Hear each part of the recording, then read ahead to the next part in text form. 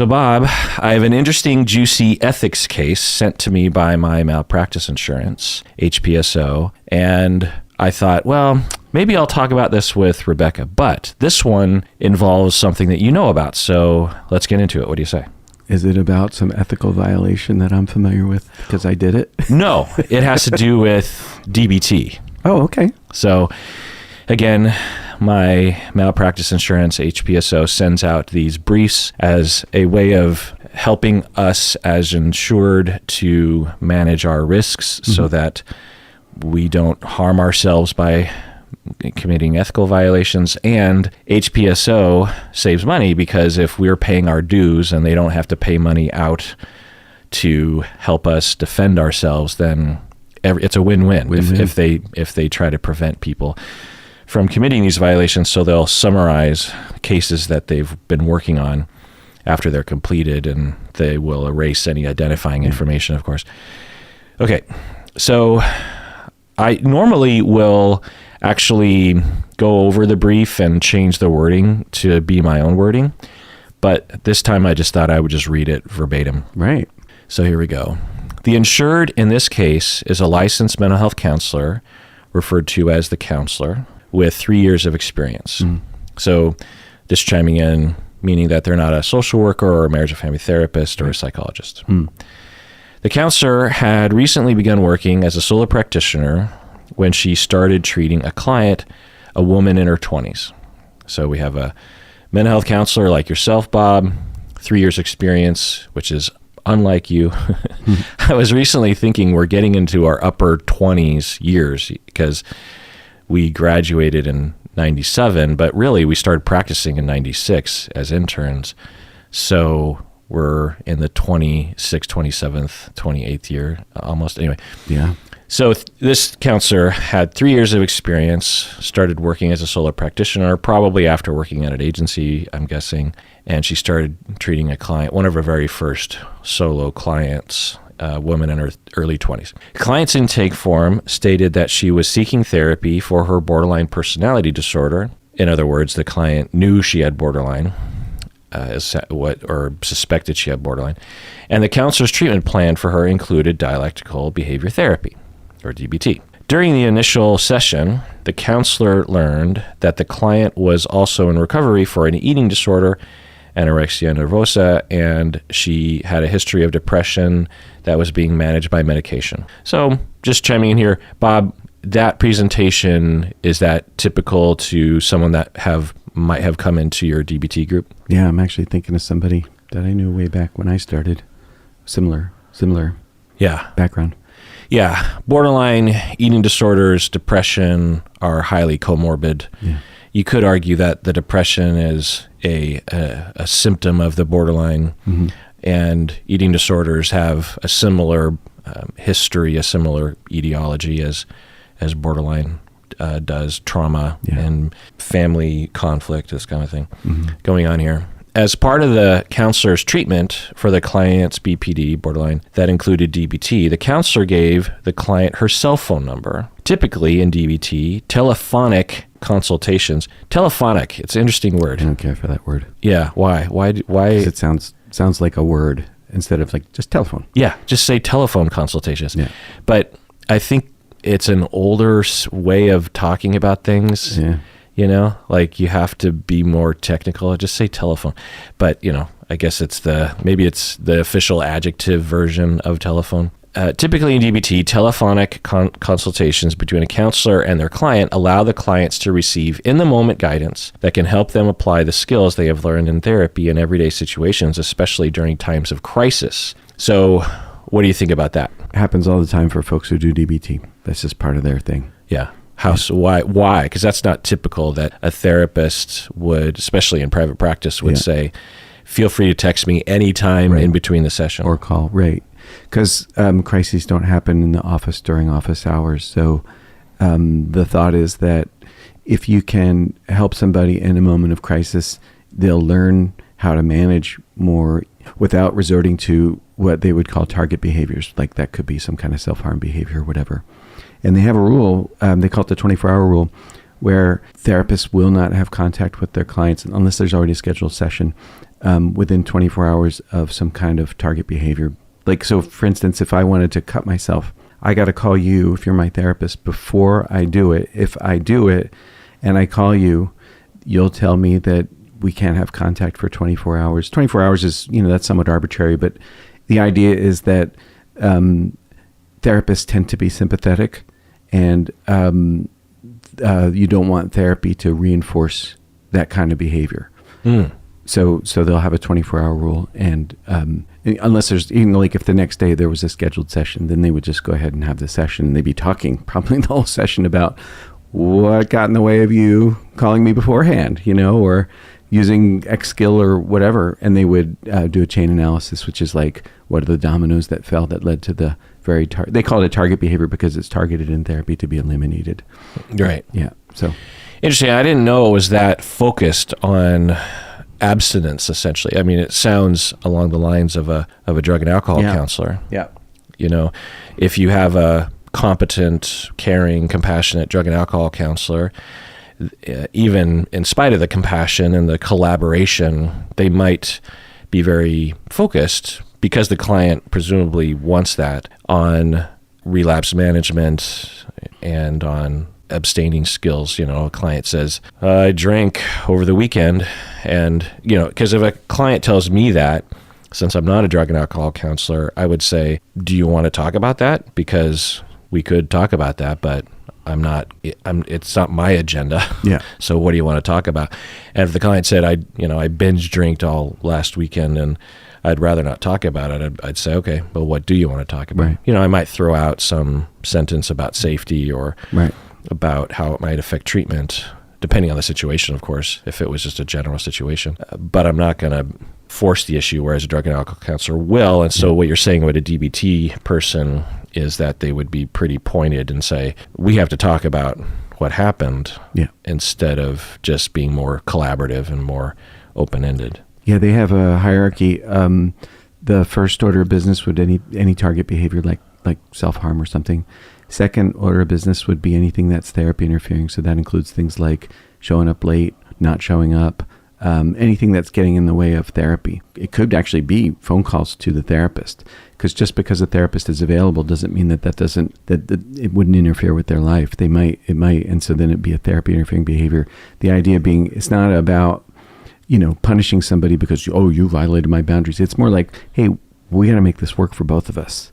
So what are we going to do about let's figure out what we're going to do about this, because I am on the one hand available to you, and on the other hand, I cannot be available all the time. I just can't. So it's a dialectic. And then third order business. Wait. So you're saying that the therapist has to have conversations about, I'm not available. What are you saying? What sort of boundary are they drawing? Well, I'm thinking of a therapist I know whose client would call him in the middle of the night, which, he would be very plain. He'd like, I'd rather you called me in the middle of the night than you actually did self-harm behavior. And calling me in the middle of the night is disrupting my sleep, and it's mucking with my day. And it's happening enough that this is actually a problem. If it was a one-off, okay, fine, it's a one-off. But because this is happening more frequently, we need to talk about it, because I have to be able to function for my other clients and for my partner and through the day. So, well, what's the conversation? Because say the client has a 90% likelihood of, if they're going to have a crisis, it's at 3 a.m. What's the message? That they're supposed to not call, or they're supposed to have a different set of symptoms that, they can't, that's why they're in treatment. They're trying to get help for their symptoms. Yeah, exactly. So the idea would be the therapist and the client be figuring out, well, what are you going to do so you're not having crises at 3 a.m? Like, what skills are needed here? What's happening in your day as it unfolds that's leading you to this sort of thing happening at 3 a.m? Like, how is that occurring, and what can we do to interrupt it? So they just look for key moments where that could be interrupted so that it's eliminated. I mean, presumably it's in the client's interest to not have crises. So, but in this hypothetical, let's say that the therapist emphasizes that, the client agrees and apologizes, but isn't saying, I'm ashamed of myself. It just so happens that that's often when I feel bad, or I have shift work where that's my off hours and that's when I'm awake. And let's say that it continues. Does the therapist just suck it up, or what happens? I think they would continue to address it. Yeah. They would just keep addressing it until. So the therapist would, on the one hand, be sucking it up. On the other hand, if it was really disrupting their life, it would be in their interest to keep at it. That can be highly motivating because clients don't actually want to intrude on a therapist's life. They don't. It's not like they want to do this. They may be grateful that a person is available. They also may feel really ashamed and guilty for needing to rely on somebody, but they don't want their therapist to suffer. So they're highly motivated because they care about therapists to shift behavior. You know, like, hey man, whatever road to Rome we can find, then let's just take that road, including... Meaning using the leverage of trying to please the therapist to actually be more healthy. The downside of that, of course, is that the client would just lie and say, I didn't do it. They could.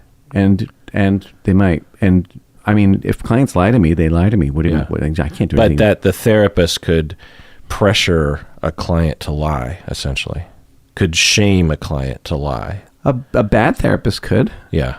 Or you might miss the boat on something. I mean, it might actually evoke shame. Yeah. That's not necessarily a bad, just shame in itself isn't necessarily a bad thing. Yeah. Like, oh, you're not sleeping. I do feel bad about that because I'm relying on you, and you're telling me that I'm having a negative impact on you, and I care about you, so that I want to not call you at 3 in the morning. It just seems like a really hairy situation. Yeah, hairy. I'm sure the workable. DBT therapists manage it well. And I have to say, as a therapist myself, I guess that's kind of a deal breaker for me with DBT in terms of that side of things. Right. I love my sleep, and it is very off and on. So I if something interrupts, I already have barriers internally to my own sleep. And if I also have external barriers that I can control, then I'm going to get rid of them. Well, I have a good friend that's a DBT therapist, and she says, you cannot call me after 9 because it interrupts my sleep, also my relationship with my partner. Okay. So I'm not available after 9. I think that's perfectly legit if you know what your limit is and you're frank about that up front with the client, and they may be a person who has crises at 3 in the morning. Okay, it's definitely a problem to be solved. It might mean that this isn't the right therapist for you. Okay, fine. If it isn't, then, work to find somebody. But if it is, or if you want to continue in therapy, then it's still to be managed, and there's a risk there. But I mean, there's a risk anyways. It's always a risk. So I guess it could slow down the therapy a little bit. Could mean that only 80% of the crises are addressed on the phone prior, and some of them slip through the cracks because the client or the therapist has that boundary. Yeah. It just seems so hairy. It seems like you'd really, of course, I'm sure the DBT practitioners are trained and practiced about this, that you have to be real buttoned up on boundaries, because there would be a temptation with some clients to overutilize that service, especially if you have someone that's moderate to severe borderline and pretty much wants constant contact with their therapist and has constant anxiety about how the therapist feels about them. You could reinforce behavior if you mishandle how things go. Yeah. So it wouldn't be unusual for any client, let alone someone with DBT, to actually text when they're not in crisis. Yeah. And then the therapist, I hear in what you're saying, the therapist would say either in some way that is respectful and kind and not causing a rupture, they would say, so when you texted me this past week, it didn't seem like you were actually in crisis. And so that's not what this service is utilized for. I'm sorry, Well, it depends. I mean, some therapists would say that is a good thing, and they would want to encourage that kind of behavior because it's creating a constant object. Well, that's the point. Yeah. Okay. And if the therapist is okay with that extra work, because you don't get paid for it. You don't get paid for that. Well, some people will weave it into their fee, but mostly no. Yeah. Especially if you had one client that did it every day and another client that literally never did it. Yeah. You're not charging necessarily the other client more. Yeah. I suppose you could, but... They don't generally do that. I think that's just... One wants to set one's fee according to one's needs, so you're going to be pretty mindful about that. Yeah. Yeah. So you're saying that if the therapist is okay with it, then you might have a client that will call and text a few times every day. Yeah. And therapists can be clear. It's like, I will respond to one of these a day, or you don't expect me to respond in an hour. I have other things that occupy my time, so I may not respond at all or whatever. But they're upfront about that. And there's like, yeah, if you want to text me, feel free, go for it. Mm-hmm. And I'll respond to one. Mm-hmm. And I suspect that most clients, even moderate to severe people with borderline, will not bother their therapist very often.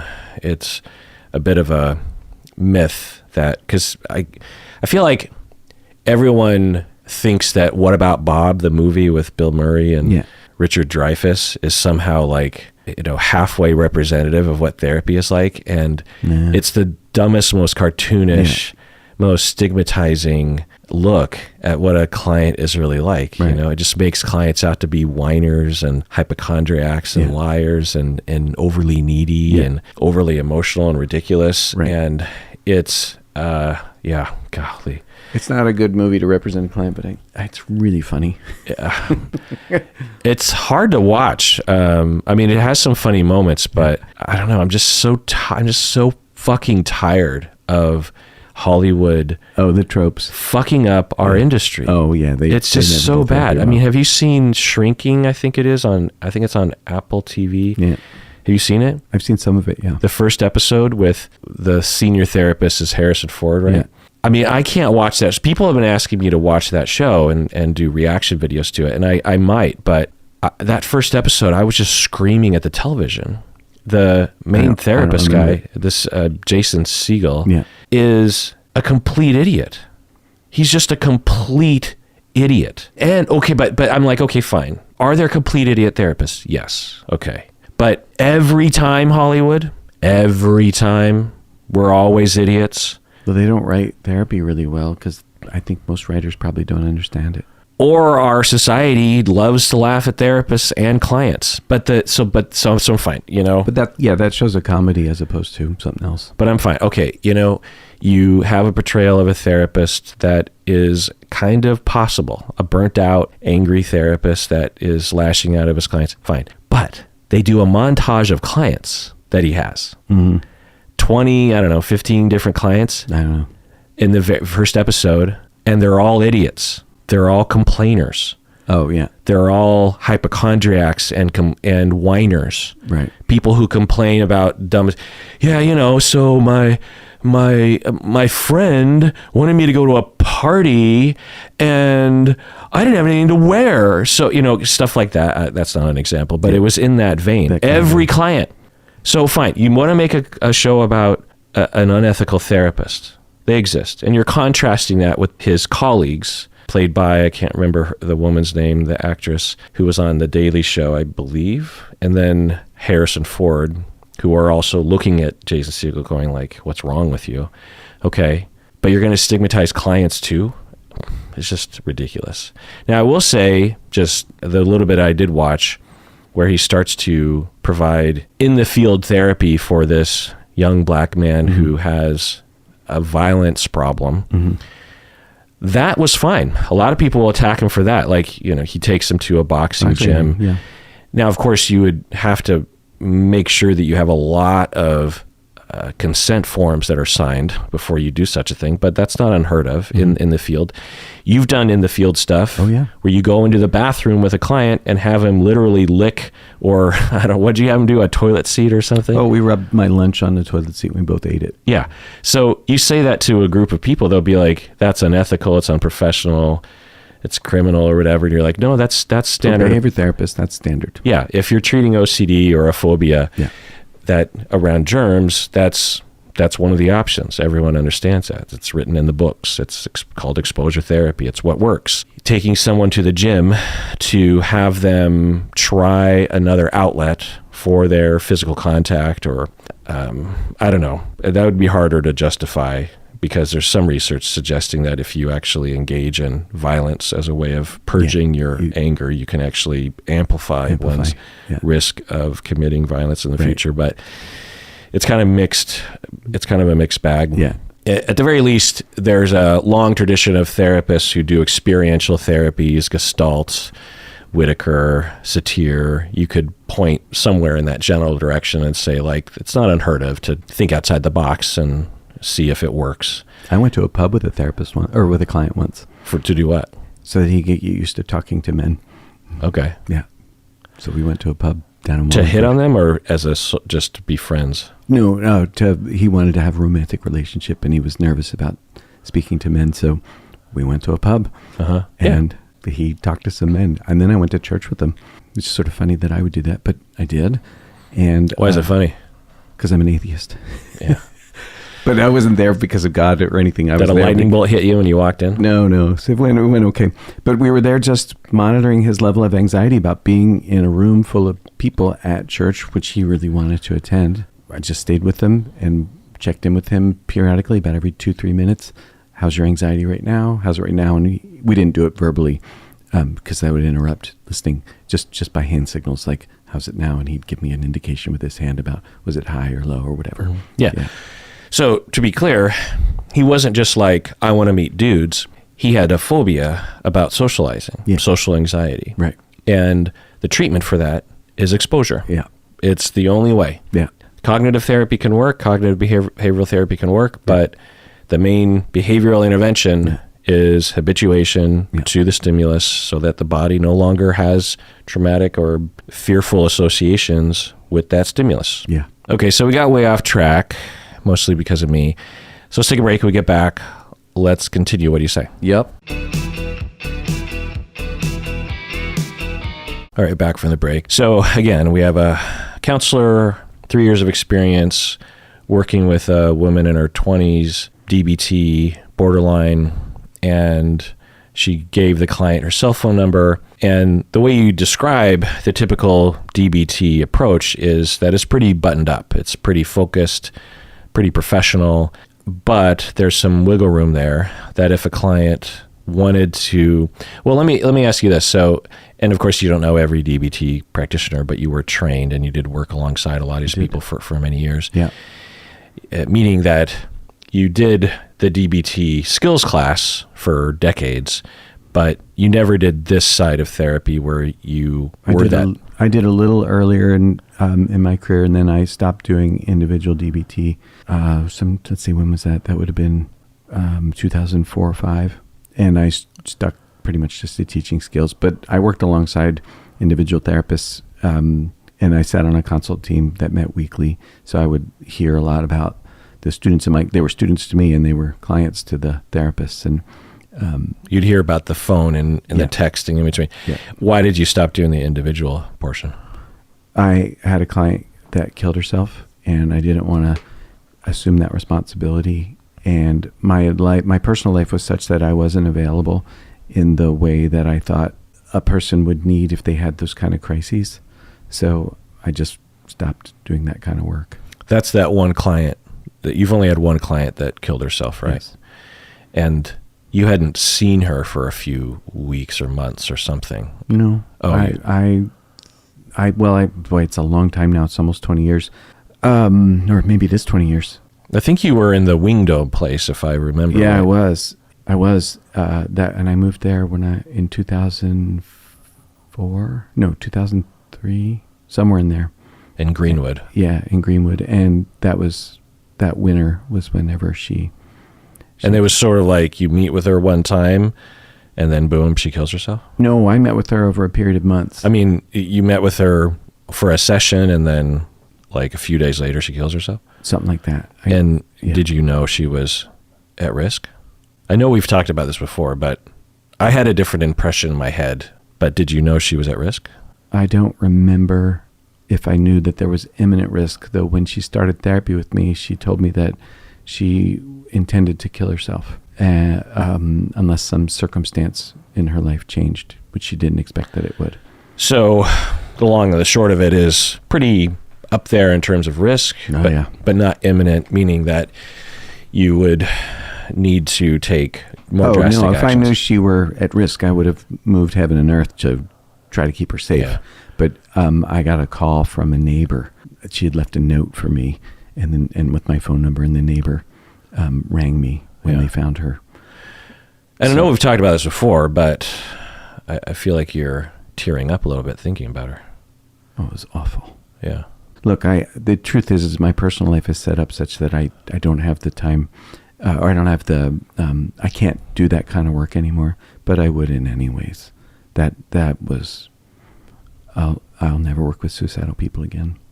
Not knowingly anyways. In any capacity? I mean, people have thoughts. It's no big deal to have thoughts. And if I had a client and that they hit a patch, I would stay with them. But for folks who come into therapy with self-harm or suicidal behavior, thoughts, that sort of thing, I'll refer them to somebody else. Mm-hmm. But now it's all couples anyways. So did you blame yourself, or is it just hard because it was hard to lose a client? There's always blame. Yeah. And the most helpful thing anybody said to me was my friend Katie said to me, she's, one of the best therapists I ever met, DBT person. She's like, when this happens, there's two possibilities. There's either the therapy failed or the therapist failed, which means we don't have therapy actually that will help everybody. So it might be that the therapy it's great and it can't capture everybody. That would be the therapy failing. And then the therapist failing would mean that the therapist didn't follow the protocol. And that's what led to the person's death. So, I mean, it's a bit of I appreciate that point of view. I don't agree with it entirely, as long as you understand that no therapy could be expected to be successful 100% of the time, given the amount of variables that therapy or the therapist have no control over. Right, exactly. We'll never have a therapy that can cure everything. That's just out of reach. Yeah. We can just do better. I think the reason though is so that we don't get involved in blaming clients. Right. Well, or the therapist. But I don't know. I mean, it just kind of depends, obviously. Obviously, some therapists can be partially blamed. Sometimes clients can be partially blamed. They make mistakes. So I think your question was, what happened for me? Did I make a mistake? I honestly don't remember. Yeah, it's a long time ago. It was. Yeah. And it's not like I like remembering. The last time I remember talking about this was years ago. Yeah, it was. I remember concluding that there was nothing you could have done. And I'm getting it mixed up. It's kind of odd because I have a lot of therapist colleagues and therapist clients for that matter.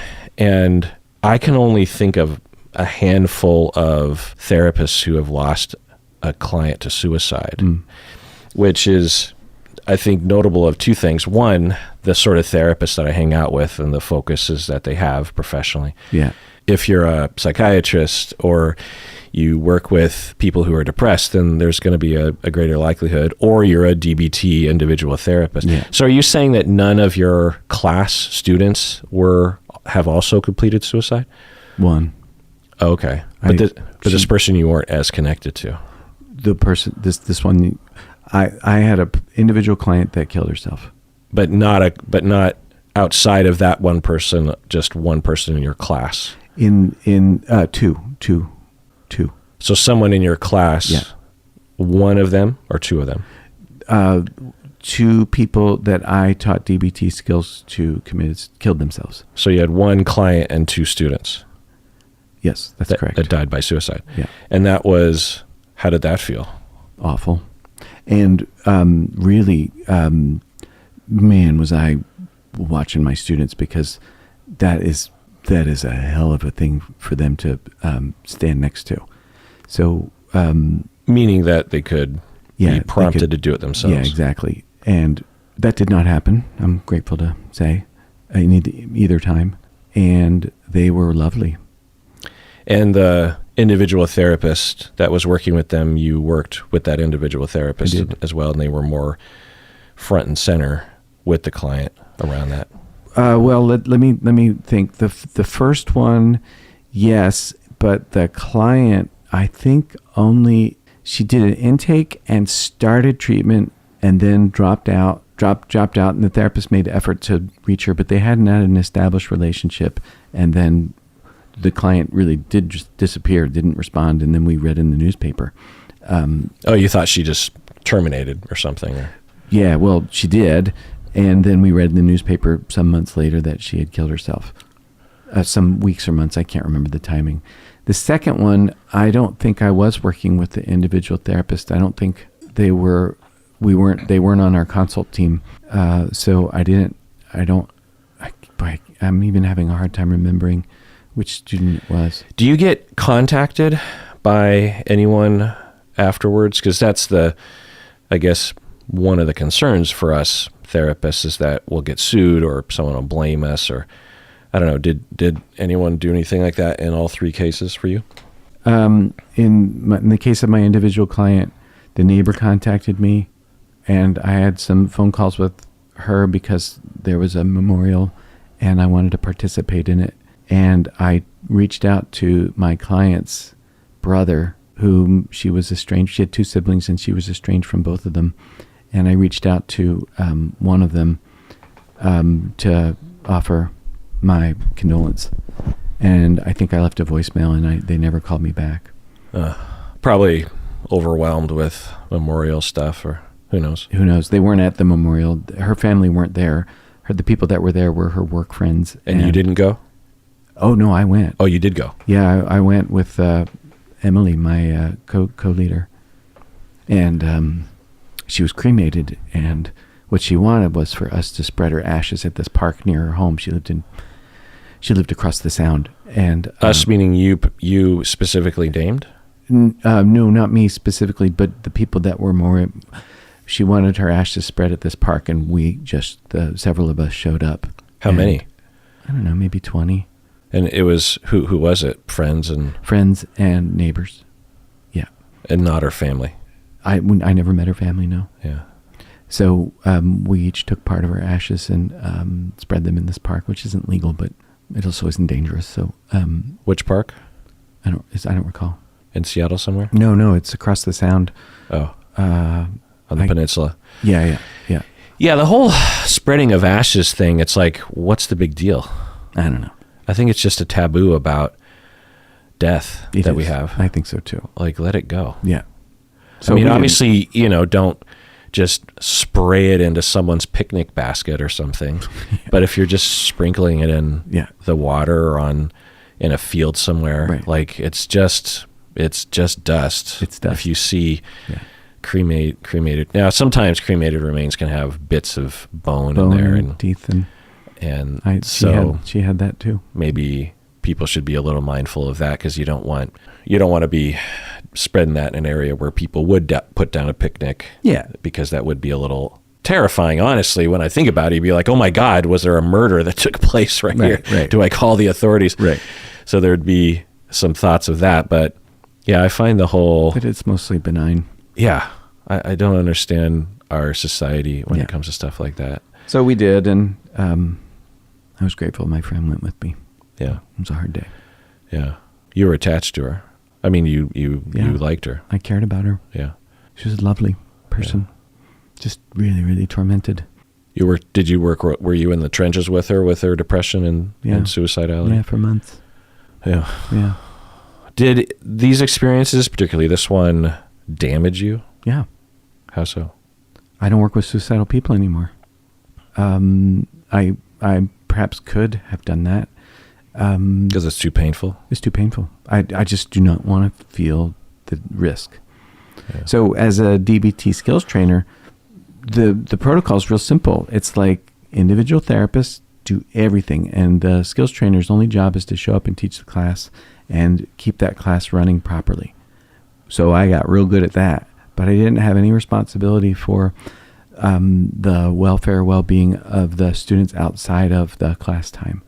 So I could do that and feel safe enough. Yeah. It's interesting because for myself, I only had one client that died by suicide, and I hadn't met him yet. He died the morning of our very first appointment. Wow. So I wasn't attached to the person. No. I had met the parents. It was like an 18-year-old kid. Oh. And I heard about it afterwards because the parents came in, but I never met the kid himself. Yeah, right. So I don't know what it's like. I've obviously worked with a lot of acutely suicidal clients over the years, of various different degrees, and I've supervised a lot of people with suicidal clients. Right. And I don't know if I've ever supervised a therapist who had a client die by suicide, though. Not to my knowledge. I think I'd remember something like that. Yeah. And it's awful. And I don't know if I would be that as affected. I might go to a memorial. I would probably cry. I would probably feel all the feelings. I would feel ashamed of myself and guilty and angry and scared. I was scared and distancing myself and hypervigilant. But I don't know I don't know. You never know what you'd do in a situation like that. Yeah. But I just have a feeling that, because when I've had clients who were acutely suicidal, I've ran through my mind, what if they do in fact follow through? Not only have I done everything I need to do professionally, but how would I feel emotionally? Right. So I don't know.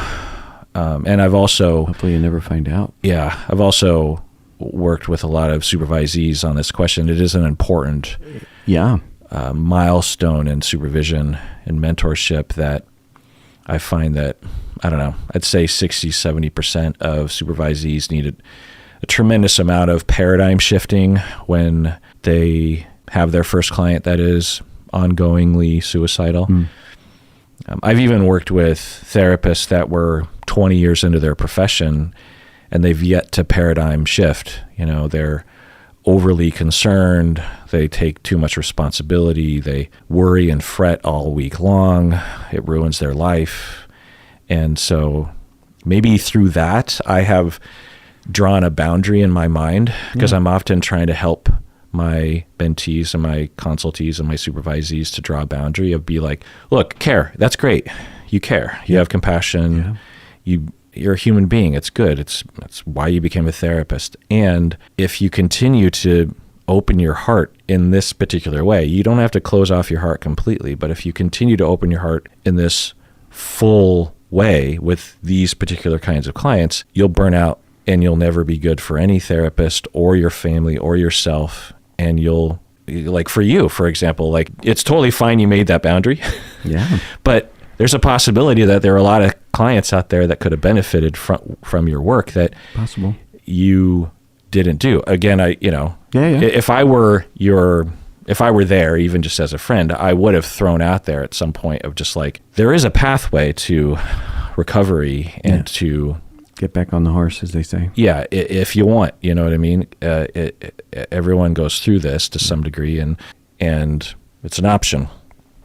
So, that's totally legit too. Yeah. So I will do a lot of that work with therapists, not just obviously if a client dies, but in prep, because of the anxiety and the over responsibility that kicks in when there's a risk is harmful to the therapist, harmful to the client, because the client isn't getting the best therapist that they deserve.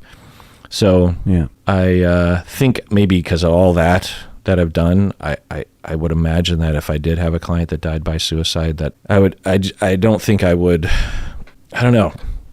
I would have grief. I would cry about it, maybe even 20 years later, but I don't know if I would stop working with folks with suicidal. Yeah. It's sad, but I did everything I could, and I knew that this was a possibility. And that's what I do with my supervisees, is I say, when you signed up to be a therapist and you agreed to treat people that might have suicidal thoughts, you signed up for the possibility that one of your clients will die by suicide. I don't think I understood it. Yeah. And of course, on paper, every therapist understands that. Just on paper, that's all I understood. Intellectually. Yeah. But in terms of their soul, they did not accept. And I'm guessing that for physicians, there's a very similar thing. When they sign up, they intellectually understand that one of their patients is going to die right there in front of them. Right. But they didn't really let it sink in necessarily, that a client is going to die right before. Or if you're a police officer or a first responder, right. Of course you know that intellectually these things are going to happen, but did you really fully wrestle with, or you're a soldier, right? Did you fully wrestle with the reality of shooting someone and killing someone? Right. And again, it doesn't make it easy, but that journey is, I think, critical for our survival in this field. Yeah. So, yeah. But anyway, I don't want to downplay the pain that you went through, and it's certainly fine that you made that choice. And I'm cool with it. Yeah. So anyway, do we want to do the letter? Yeah. No, I didn't. Let's take a break, actually, and then we get back. Let's continue.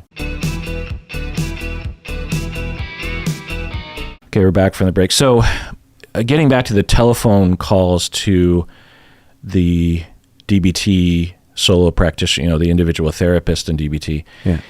Does it also, so of course it includes non-suicidal self-injury risks. So they are having an upswing in motivation to cut, for example, and they are encouraged to call or text to get some crisis treatment on the spot so that they can reduce target behaviors.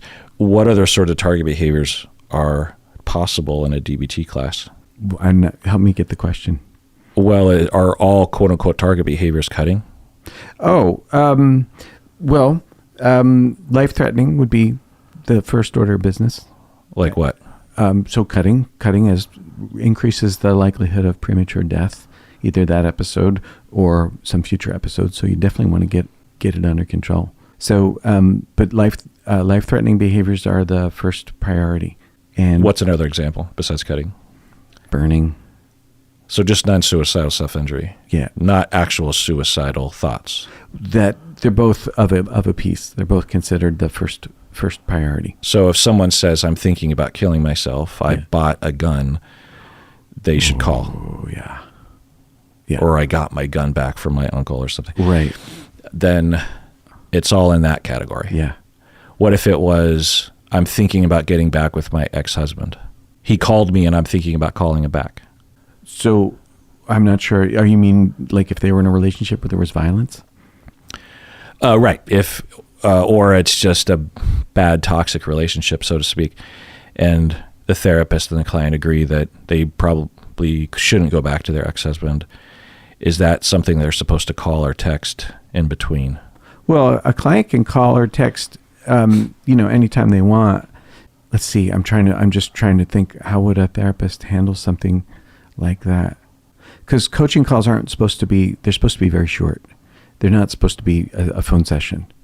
So a reminder of skills. Yeah. A reiterative. What's happening? Okay. What skills? Okay. Go do, and I'll see you on Tuesday. Or if we need to, let's check in a day or an hour or whatever seems appropriate for the moment. Okay. But if a client wanted to get back together with an ex, I think a DBT therapist would say, let's save that for our session because we want to talk about it. Thanks for letting me know. Let's talk about that in our session. Okay. Not necessarily, there's not a skill that's needed in a moment like that. Okay.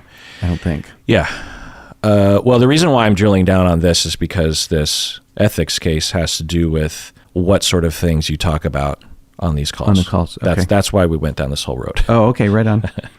So just reading this paragraph again. As part of the counselor's treatment for the client's BPD that included DBT, the counselor gave the client her cell phone number. Right. Typically in DBT, telephonic consultations between counselor and the client allow the client to receive in-the-moment guidance that can help them apply the skills they have learned in therapy in everyday situations, especially during times of crisis. However, in the counselor's case, she simply encouraged the client to, quote-unquote, text her anytime. Mm-hmm. So it's hard to know what went down with that, but I think that was at least used against the counselor here. Okay.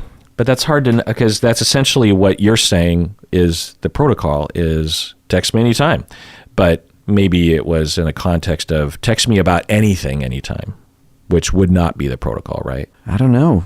Marcia used to talk about when she would travel, the first day she would get to wherever she went, she would buy a bunch of postcards and send them to her clients so that they knew that she was thinking of them. Right. So ways in which those are attachment strategies. So text anytime is potentially an attachment strategy. It might also be ignorant, like the therapist didn't really understand DBT. DBT's, that's a lot of nooks and crannies there. So, but I can see as an attachment strategy, someone might say something like that. You could also see a lawyer or a judge or a licensing review board not really understanding. Oh, or having a different orientation. Yeah. Absolutely. Yeah. And by the way, for those who don't know, Marcia is referring to Marcia Linehan, the famous and infamous founder of DBT, a very respected person here at University of Washington. Yeah. Anyway, so yeah. And I'm a proponent of that. If people have attachment injuries, particularly, of the sort that is like borderline or histrionic or narcissistic, or any of the personality disorders aside from antisocial, maybe even antisocial. But the point is the fastest way to healing and the fastest way to symptom reduction is to have secure attachment, to have earned security. And however we get there, then that's how we get there, as long as we're not harming anyone. Right. And the typical treatment plan is 1 hour a week therapy, right, which can be definitely facilitative of that. Yeah. But ideally, it's daily with a secure individual. Right. And therapists and therapy as an industry is just not really set up for that. It can be prohibitive regarding money, right? Yeah. But I wish that there was more flexibility around that. You could, for example, the online therapy models that right. are out there, the BetterHelps, the Talkspaces, these therapists, depending, will sometimes be available twice a day, Monday through Friday, maybe even more than that. Right. And it's not an hour every time, but it's 5 minutes every time. And, there's a possibility that could be, more rapid healing. And because, I would have borderline clients that they would tell me that there was a cycle in between every session. They were replenished in our session and that night and maybe the next day, but then 2 days, 3 days, 4 days later, they started to downward spiral and they started to go into this distorted space where they think that I don't really care about them, and then they get angry and then they start to distance themselves. And then by the morning of the session, they're like, I'm not going to see that fucker. He's not even here for me. He doesn't even really like me. He's trying to get rid of me. And then they force themselves to come to therapy, and then it takes about half an hour to get them back into the zone. And then they're just like, you know what? I did it again this week. I entered that hole of assuming things, and why do I do that? And then it happened all over again. We just plow our way through it. It would take years, but you could imagine another model where you spread that hour out, or you pay for 2 or 3 hours a week and you spread that out over time, that you might be able to stave off, though, because those downward spiral moments, you could argue, cause further damage, create a space of reinforcing that vibe of I'm abandonable, no one loves me. And so Marsha Linehan recognized that, perhaps because I think she admitted she's on somewhere on the borderline spectrum, right? Yeah. And recognizes that is the best treatment model, and we don't have to follow some old school understanding of what therapy is supposed to always look like. And so the contact in between sessions is not just to check in on relapse prevention, so to speak, but also to facilitate attachment. That's Marsha Linehan's specific proposal, and the DBT therapists may or may not follow that, it sounds like. I think most of them, at least the ones that I'm familiar with, do. Okay. Yeah. And, people will say, well, how do you draw boundaries? Well, you just do it. And my friend Christina does not take calls after 9. Yeah. And she's a great DBT person. Yeah. And you get good at if a client's particularly call-y and wants to chat way longer than what is helpful or what is reasonable. Gotta have good boundaries. If you're good for 5 minutes, then you gotta hold to that. And you tell them, and you just say, hey, I'm really. You could call and we'll chat for 5 minutes, and that's just my limit, and I do that with everyone, and no offense. Right. So but feel free to call, and I'm here. We can check in, but just understand that that's the limit here. Just because otherwise, I would always be working, and I would never have my own free time or my own. I wouldn't be able to do chores or anything. Right. So, and if you do it in a loving way, in a satirian way, then you pull it off. Yeah. And clients might struggle with it, but you talk about it anyway. So, I'm wondering if this whole case is partially based on a bias against outside of the box treatment. Well, what happened? So let's read. At first, the client would only contact the counselor to help her avoid engaging in dysfunctional behaviors, probably cutting. But eventually the client began texting the counselor frequently throughout the day for casual conversations. Okay, hard to know what that means, but the client was initiating more casual. So I'm guessing like, oh my God, my boss did it again, or whatever. Rather than addressing the client's therapy interfering behavior. So rather than addressing the client's therapy interfering behavior. That's a DBT jargon. Oh, it is? Yeah. That's a DBT phrase? Yes. Oh, what does it mean? It means that any behavior that either the client or the therapist is doing that get in the way of therapy. So showing up late for a session is a therapy interfering behavior. Okay. Berating your therapist is potentially a therapy interfering behavior. Potentially, it doesn't necessarily. Or therapist berating a client. That's therapy interfering behavior. It's anything that gets in the way of therapy goals. Yeah. So it's a crappy term. It is. It's really judgmental. I'm sure that DBT therapists pull it off in a way that isn't judgmental. Yeah, they don't have judgment about it, but I've never liked it. Okay. It just sounds crappy. I mean, I've never heard it before, but when I read it here, I'm like, yeesh. I mean, the client is just wanting to reach out, and there was, at least in terms of this summary, there was no discrete recommendation or boundary given by the therapist. So the client is just being friendly potentially, or wanting more contact when it was an open door policy essentially. What's the problem? Right. Why is it interfering with, and how is it interfering with therapy? I don't get that sentence. Yeah. Rather than addressing the client's therapy interfering behavior, the counselor and the client began engaging in a close personal friendship. Oh. The client and the therapist began engaging in a close personal friendship. The counselor and client texted almost daily, as they were close in age and had many interests and hobbies in common. Oh. So again, you say this to the general public, even general public therapists, therapists in general, and they're going to be like, that's crossing the line. But given all the things you're saying about the practice of DBT, I don't know, like we'd have to see the nature of the text. Sounds fishy to me. Because what if the therapist determines, like Marshall Linehan, was sending postcards just saying, hey, I care about you. That's what friends do. Though I don't think that she would engage with, oh, you like quilting too? Yeah, let's go quilting together. She wouldn't do that. Well, what if it was just like a text, and the client therapist talked about how the client really wanted to get back into quilting and consider that to be returning to herself, and the client text would be like, I did it. Yeah. Look at this quilt I made. And the therapist is like, looks great. I'm so glad you did it. Right. So if you look at that, you're like, well, that's a close personal friendship. You don't do that with your therapist. But I wouldn't look at it that way. I would think when I hear this, what I hear is the therapist saying, hey, look at the quilt I made. Right. Or, but we don't know. Hey, what do you think about me taking my own quilting class? Right. We don't know. That's how I hear it. So it sounds dicey to me. Could be.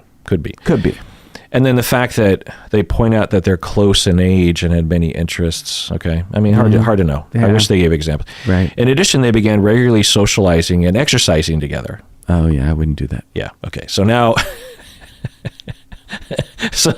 we've crossed the line. Yeah, okay? I think it's because normally I read these beforehand and know where we're headed, but I didn't even know where we were headed. Oh well, now we're there. So, okay, yeah. They began socializing and exercising together. Yikes. The counselor so let's drill down on why that's about, because I think it's even so among the lay public, they'll be like, you're not supposed to do that, right? But I would say 98% of therapists, they see that, they're like, that's wrong. And then when I ask them, like my students, how is it wrong? They will have no answer. They'll say, well, it's inappropriate. That's not an answer. Why is it inappropriate? Well, it's unethical. Well, why is it unethical? Well, it's breaking a boundary. Yeah, but why? Like what boundary? What are we talking about? So why is it considered unethical in all likelihood to regularly socialize, meaning just hanging out together and chatting outside of therapy and exercising together? It sets up the possibility that there's going to be a rupture that could have been avoided by not engaging on this level. Okay, that's one. That if, for example, the client or the therapist starts talking about their own politics or something, or the client asked the therapist to date, or the client asked the therapist to come to her birthday party, and the therapist is like, well, I can't do that. And she's like, well, I thought we were friends. Right. So it creates a much greater likelihood of a rupture happening. Or if at some point the therapist just decides to downsize their clients and decides to terminate with them, or the client has recovered and the therapist is like, okay, we're terminating, and also I'm no longer your friend, that could be really hurtful. Yeah. What's another reason as to why we would avoid this? Well, that's all I got right now. What do you got? Well, it could harm. Treatment is another major umbrella. There's a lot of possibilities in there that, for example, the client could stop seeing the therapist as a therapist and more as a friend. Right. When you have friends, you're concerned much more about their feelings. You know much more about their reciprocal. feelings. Yeah. And for example, just in terms of what we were talking about earlier, the client might run into an urge to cut, but knows that the therapist is stressed out about work because the client knows that the therapist is overworked and struggling with her mom that's in and out of the hospital and is lonely. And thus the client's like, well, I don't want to text her with my little stupid urge to cut, so I'm not going to do that. Or the client might in session want to really focus on her own issues, but would feel bad by dominating the conversation because they have an expectation of friendship. Right. So there's a lot of different things yeah. that can come up around treatment being compromised. Right. So that's why it's unethical. And there are other things we could talk about too. That's why we're concerned with what we call dual or multiple roles. Right. It doesn't necessarily mean that it's unethical, but it raises a lot of risk and it's unnecessary. Yeah. As a therapist, you should have other people to socialize with and exercise with. Yes. You don't need your clients. No. The counselor and client gave each other pet names, with the counselor repeatedly telling the client that she was her friend and that she loved her. So explicit statements of, you are my friend and I love you. Now, could a therapist legitimately tell a client that they love them? I've told my clients that I love them. Right. So saying that you love your client, but again, you say it to the general public, or you say it even to a lot of other therapists. L-word. They are going to gasp.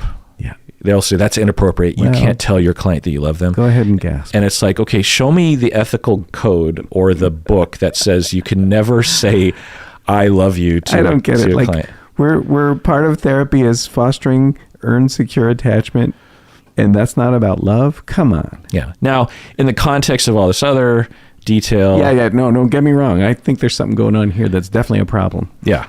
Yeah. Particularly when we have regularly socializing and exercising together. Right. Even just one time socializing and exercising, unless there was a real clear clinical treatment plan aspect to it. That's unlikely in this case. Yeah. So. The client also visited the counselor in the hospital following the counselor's emergency appendectomy.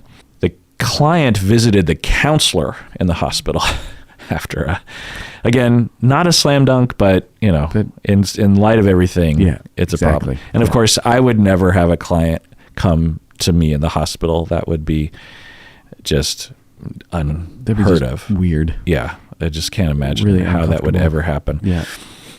After the client's estranged father suddenly passed away, the client began to withdraw from the counselor, ignoring her text messages and missing appointments.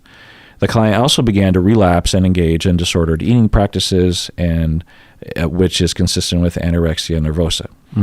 As the client's eating disorder and BBD became worse, she stopped taking her antidepressants. The counselor became increasingly frustrated with the client and allowed her frustration to be evident in her communications with the client. The counselor texted the patient messages such as, I can't help you if you won't help yourself, or I feel like I'm wasting my time talking to you. Oof. So pretty awful. Yeah. One day, as the client was driving herself home from work, she lost consciousness. Ooh. The client had barely eaten anything for several days. Her car veered off the road and eventually came to a stop when it hit a tree. The client was taken to a local hospital and admitted for treatment and observation for the minor injuries she sustained in the car accident. When the client's mother came to visit the client in the hospital, she saw multiple text messages come through from the counselor on the client's phone. After the client's mother became aware of the extent of the relationship between the client and counselor, she and the client later filed a complaint against the counselor with the state licensing board. So yeah, I'm just envisioning that in my head, that, the client has been, indoctrinated or participated willingly in this boundary crossing. You could argue that, you wouldn't just argue, you would state that the therapist should be much more mindful of that boundary. Indeed. But at that point, the client might not recognize that something is askew. And then all these texts are coming through, and the mom just notices, like, who is that? And, and is that so that's your therapist? And that doesn't look like a therapist kind of text. Right. And then starts to look into it and it's like, whoa, so this is your therapist? Okay. And you're worse off than you were before you went into treatment? Like, something's going on here. Yeah. And, who knows? It's hard to know causality. This Sure. could have happened regardless, but Yes. it does raise that possibility. Right. Right? Oh, yeah, for sure. Like, Yeah. how would her ethical boundary violations, how could that have been a causal factor in the symptoms reemerging? Therapy isn't I can imagine therapy not being focused on the reasons that a person showed up for therapy, if we're exercising together, or if we're, it just seems like the focus has become something other than, why did the client hire the therapist in the first place? Maybe they hired them to get the eating disorder under control. Well, they're not paying attention to that anymore. Right. And the therapist is not behaving in a way that promotes. The therapist is engaging in therapy interfering behavior big time here. Right. So they're doing things that actually get in the way of the initial goals that the two set together to, So this is off the rails. Yeah. I mean, what if the client had died? Oh, yeah. A therapist could be held morally liable, if not legally and ethically. I mean, my goodness, this is why you don't do this kind of stuff. Right. All right. Board investigation. This is the state licensing board in the United States. The client and her mother accused the counselor of violating professional boundaries by engaging in a personal relationship with the client. Yeah. The state licensing board complaint also asserted that the counselor mishandled the transference phenomenon between herself and the client and failed to provide proper care for the patient's borderline personality disorder. So I'm guessing if they identified transference, they were either implying, or there was a lot of evidence pointing towards that the client was sucking the therapist in, and the therapist just went along with it. Mm-hmm. In terms of what we were talking about before, a lot of people with abandonment traumas will have a lot of need, a lot of transference to their therapist. It's well understood. It's well known. Yes. It's expected. In fact, if you don't see it with someone like this, you should actually wonder about what you're doing, because the therapeutic relationship hasn't progressed to a point where that starts to emerge. It could be argued it's a failing of the therapist if there's no transference that's happening. Yeah. So it's understood, and to go along with it and to cause more problems anyway. Yeah, I mean, just think about for this borderline client, the betrayal, and then the reticence to going to therapy again. Right. Anyway, the licensing board investigators requested the counselor's client health care information records, billing records, and her personal mobile phone records. As part of the investigation, the board investigators also conducted interviews with the client and her mother. The client stated that the counselor exacerbated her mental health problems and stress, which contributed to her eating disorder relapse. The client also told investigators that the counselor prolonged the client's emotional distress with the counselor's ongoing attempts to contact her after she terminated their professional and personal relationship. Oh, I think I missed that part. I didn't write that part before. So the client terminated, and yet the therapist kept reaching out to those texts. Right. I feel like I'm wasting my time talking to you. Oof. That kind of thing. That's pretty aggressive. Yeah, yeesh.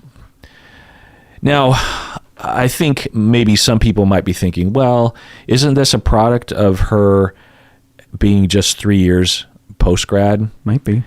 Well, I don't know. I've seen people well into their career do this as well. Oh, yeah. No, right. I think she's swinging without a net. Like what she needs, what a good DBT therapist would have would be a treatment team. Yeah. And a treatment team would help her manage her own responses, countertransference really, though they don't say that in DBT, so that she's behaving in a way that promotes good therapy. And so she just didn't have it sounds like she didn't have a team. She was trying it on her own. Maybe she lives in a small community and there isn't enough other therapists of like mind to start a team. But yeah. Yeah, right. No guidance, bad supervision, who knows? Yeah. But I don't know. I suspect that there's additional characterological problems with this. For sure. With this therapist. Yeah, I agree. I mean, who knows? But when an inexperienced therapist goes off the rails, it doesn't look like this. You know what I mean? Like a typical inexperienced therapist who didn't have a treatment team, who didn't have good supervision. There's so many red flags that even an inexperienced, unsupported therapist would say, like, I don't think I'm supposed to be doing this. Right. And yet she still did it. Yeah, right. That Agreed. Often I find when I actually look into situations like this, it's narcissism. Yeah. It's borderline themselves Right. without even, they don't even know they're borderline, that kind of thing. Yeah. And so, in other words, massive levels of need that are not being, needs that aren't being met in other ways, and also massive levels of distortion. Right. Like with the narcissism, it's like, well, I can do this, you know. I don't need to follow the rules because I know better than the whole system. You know, I see that in some therapists sometimes, and particularly therapists that break this rule, this boundary. They just have this idea, this like, but I want to, and so, and I'm superior anyway, and I'm really superior because I'm the clinician, so I get to do whatever I want to, and there's really no consequence to that. Yeah. You know, it's pretty awful. Yeah. Who knows? I'm not diagnosing from afar, but I wouldn't be surprised. Okay, resolution. The board concluded that the counselor failed to safeguard the integrity of the counselor-client relationship and placed the counselor on probation for 2 years. Okay, so they put the counselor on probation. So this, you know, just reminding everyone that a licensing board can strip a license or at least suspend it for a while, but they didn't. Even in this situation. They didn't. Yeah. Probation, does that mean like supervise? I think, well, so as a part of the consent agreement with the board, the counselor was also ordered to pay $2,500 in fines. So just $2,500 bucks, and complete 15 hours of continuing education in addition to other normally required continuing education courses. This matter took nearly 3 years to resolve and incurred more than $8,000 in legal defense expenses. So what do you think about that sentencing, if you will? I don't think it seems to me that it's unlikely to actually protect the public from this therapist, whatever's going on. Yeah. Especially when you think about the other things available to a licensing board. Other typical things are supervision, required supervision. They didn't require. What's probation? Do we even know what that means? I think it just means you're being watched, essentially. How do they watch? Like they don't say. There's not a probation officer in situations like this. Maybe there are check-ins with the board. Maybe, I mean, it's not listed. I don't know. Yeah. I'm guessing it's like, or if you commit another violation within those 2 years, then your license will be taken away or something. Whoa. Can you imagine that that's it? Is you got to do 15 hours of a class, pay these fines, and you're on notice for 2 years. If you show up, then we got problems. But otherwise, go ahead. Yeah. Go forth. If you cause a problem, if you commit an ethical violation, and if you get reported, right, you'd have to be reported, which is extremely rare. Even this old client didn't. It's a likelihood that if the mother hadn't seen the text, that no one would have reported because the client would have thought this was okay or ashamed or something, or didn't want to hurt their friend. Right. So it's it's pretty insufficient in my book. And so there's two things to this. One is like, on one hand, licensing boards I find can sometimes lack responsiveness to situations like this. And I wonder why that is. I wonder, why is it that the buck stops with you. Mm-hmm. There's no higher, you have civil court, I suppose, and legal ramifications, but not often. Mm-hmm. But in terms of the license, you're the end of the line.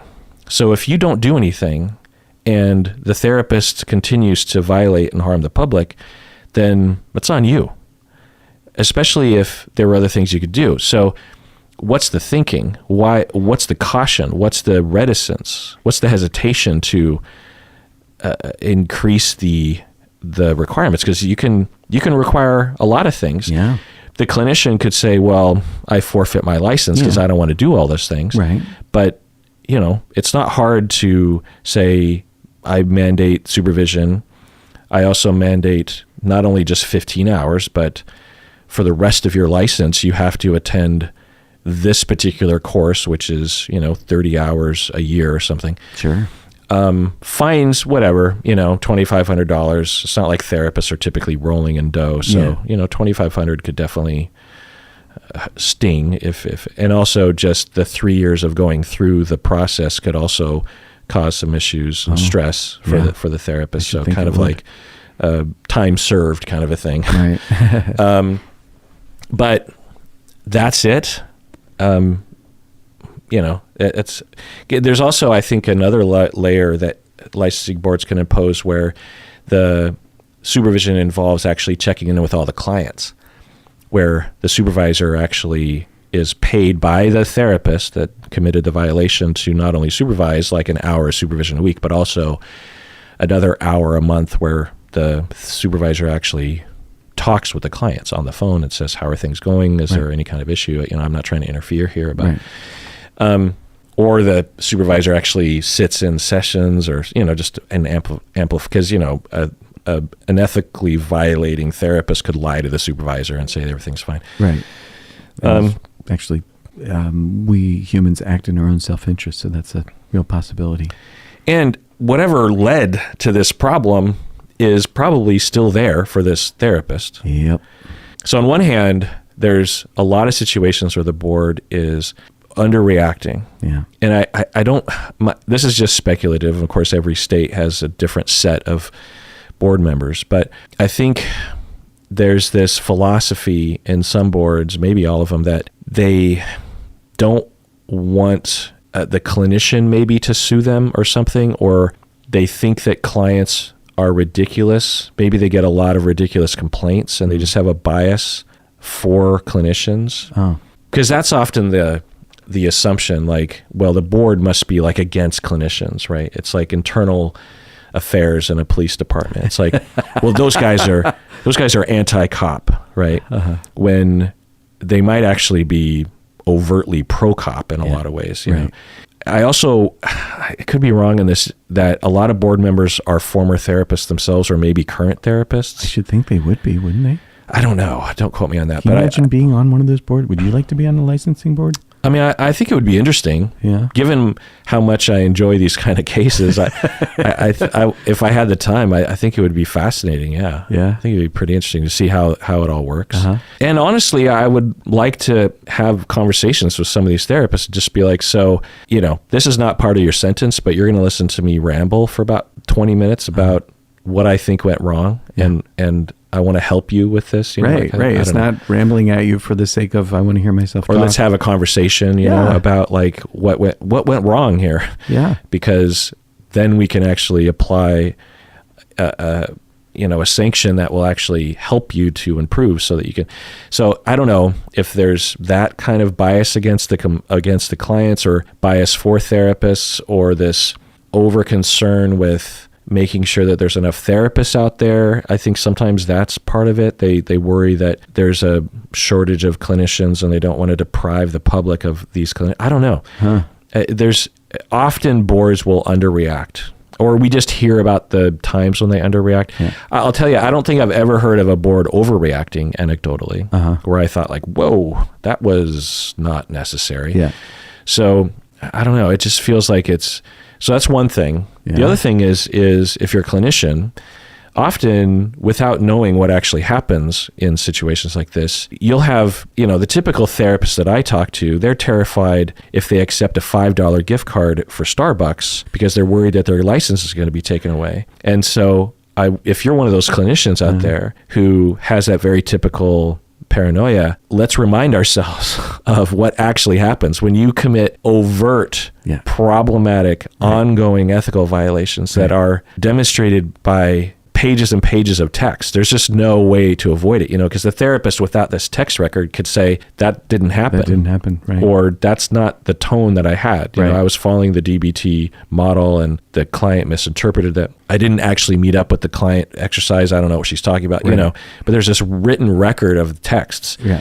And so even when you have all that going against you and the client almost died as a result potentially of your unethical behavior, passed out behind the wheel in the hospital, and even with all that, the only thing that happens is a $2,500 fine and 15 hours of continuing ed, even though in a typical year, you're probably going to get 15 hours anyway. So this is just 15 hours. So it's like, instead of 15 hours that year, you take 30 hours. 30 hours. Which some therapists do anyway. Some therapists get a lot of continuing ed just because they want to. So that's me. And it doesn't even say what sort of continuing ed. No. I would assume it's ethical continuing ed, but who knows? The way it's written here is just like take any, you could take on, therapeutic basket weaving or something, it has, who knows? I'm guessing it had to do with ethical education, but I wonder if the insurer would drop her.